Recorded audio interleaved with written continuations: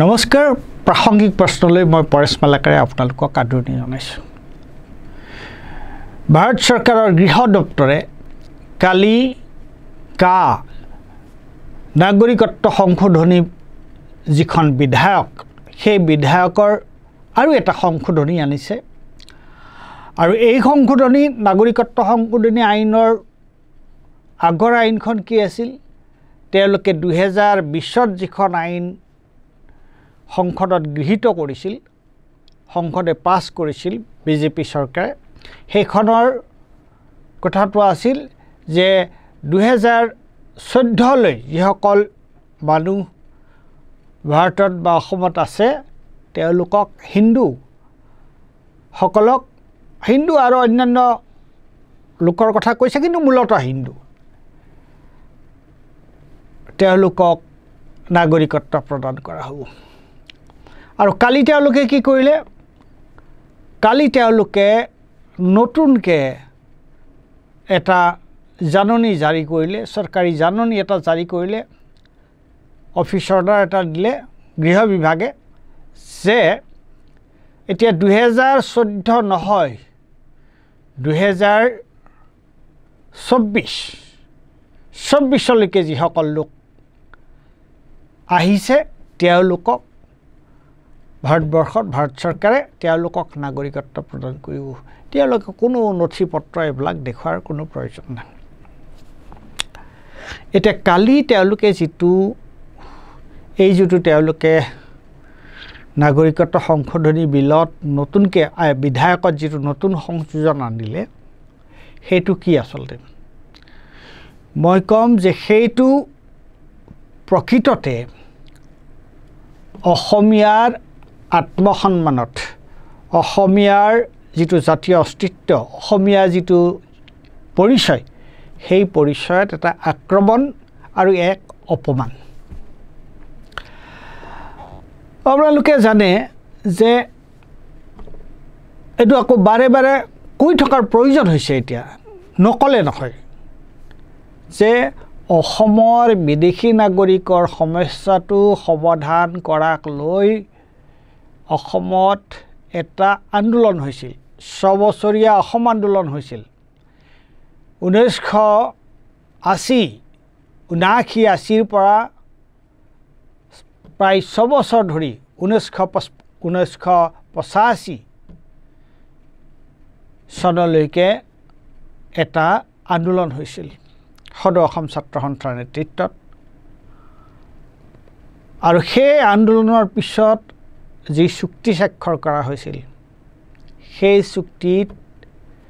সকলোৱে সৰ্বসন্মতক্ৰমে তেওঁলোকৰ সৰ্বসন্মতিক্ৰমে এইটো সিদ্ধান্ত লৈ অহা হৈছিল যে 1971 চনৰ 25 মাৰ্চ 1971 চনৰ 25 মাৰ্চৰ পিছত যিসকল লোক সেয়া হিন্দু হওক মুছলমান হওক বা অন্যান্য সম্প্ৰদায়ৰ যিয়েই নহওক যিসকলে ভাৰতবৰ্ষত অসমত সোমাইছে তেওঁলোকক চিনাক্তকৰণ কৰা হ'ব আৰু তেওঁলোকক বহিষ্কাৰ কৰা হ'ব সেইটো আছিলে অসম চুক্তিৰ মূল মৰ্ম সেইটো আছিল অসম চুক্তিৰ সাৰাংশ অন্যান্য কথাবোৰ আছিল কিন্তু মূল কথা যিহেতু আন্দোলনটো হৈছিলে বিদেশী নাগৰিক বহিষ্কাৰক লৈ গতিকে বিদেশী নাগৰিক বহিষ্কাৰ সন্দৰ্ভত অসম চুক্তিৰ মূল যিটো কথা সেই কথাটো আছিল যে 1971 চনৰ 25 মাৰ্চ তাৰ পিছত অহা বিদেশীৰ বোজা অসমে নলয় কিন্তু 2020ত এই আনি এই চৰকাৰে কি কৰিলে আৰু তাৰ কাৰণে কি হ'ল কেনেকুৱা এটা আন্দোলন হৈছিল আপোনালোকে সকলোৱে গম পাইছিল সেই সময়ত অসমৰ মুখ্যমন্ত্ৰী অসমৰ ৰাজপথত অসমৰ ডেকা গাভৰু আৰু সকলো ধৰ্ম সকলোৱে ৰাজপথত নামি যেতিয়া আমি নামানো ধ্বনি দিছিল আৰু মানুহৰ তেজস্বিতা দেখি যে মানুহ এনেকুৱাকৈ মানুহৰ খং ক্ষোভ দেখি সেই সময়ত সৰ্বানন্দ সোণোৱালে কৈছিল যে ৰাইজসকল আপোনালোকে মোক নেদিব। তাৰপিছত কি হ'ল গোটেইটো ইতিহাস। গতিকে আৰু আমি তাৰ দ্বাৰা 5জনকৈ আমাৰ ডেকা ল'ৰা শ্বহীদ হ'ল।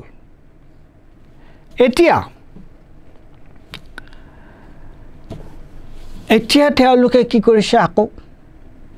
সেইটো আছিল 2020 চনৰ ঘোষণা 2020 চনৰ কাৰ পিছত লোৱা সেইটো আছিল সিদ্ধান্ত 2014 চনলৈকে আৰু এতিয়া তেওঁলোকে কি কৰিছে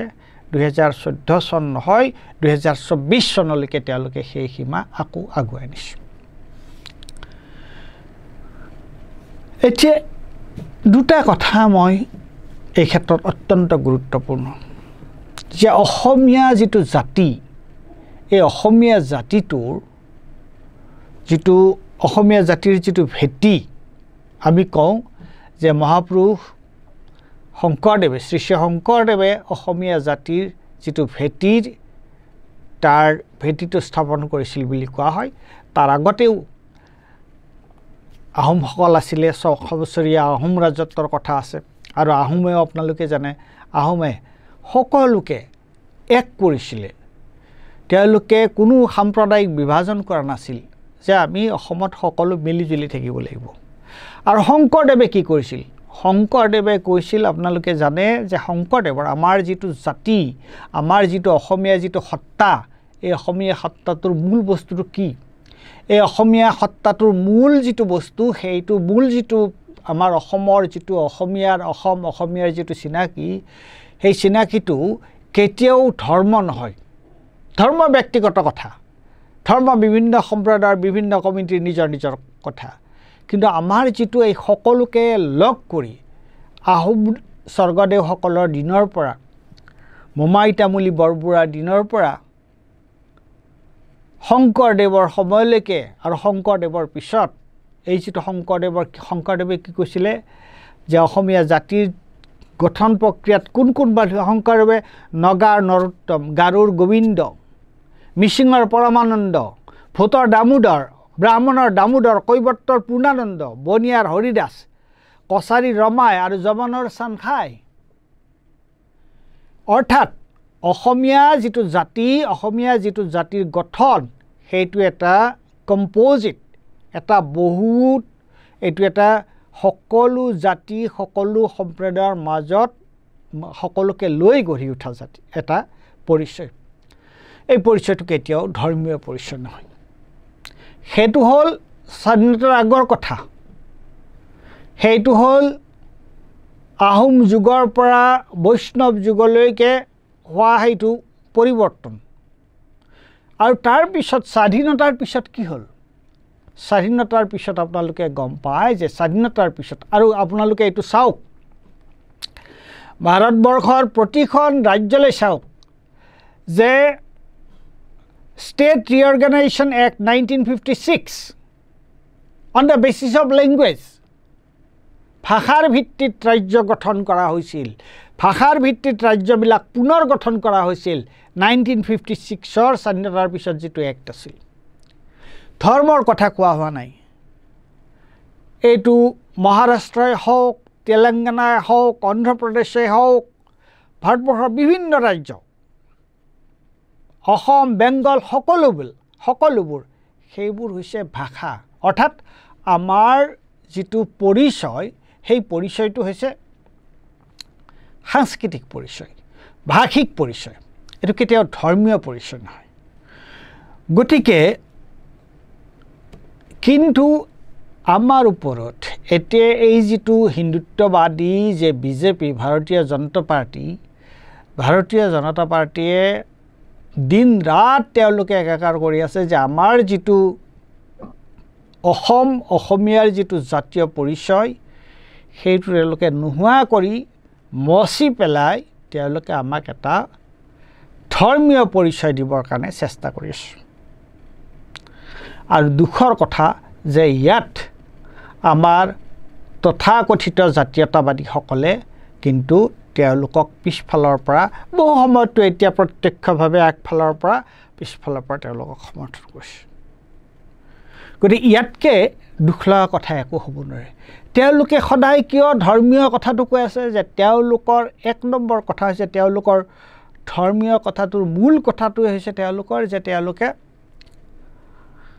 যদি হিন্দুৰ প্ৰশ্নটো আনে তেতিয়াহ'লে হিন্দুসকলে তেওঁলোকে হিন্দুত্বৰ কথা কয় আৰু তেওঁলোকে ভাবে যে হিন্দু সংখ্যাগৰিষ্ঠ ভোটত তেওঁলোক জিকি থাকিব পাৰে লাগিলে জাতি কৰবাত যাওক আৰু বিজেপি এনেকুৱা এটা ভণ্ড এটা ৰাজনৈতিক দল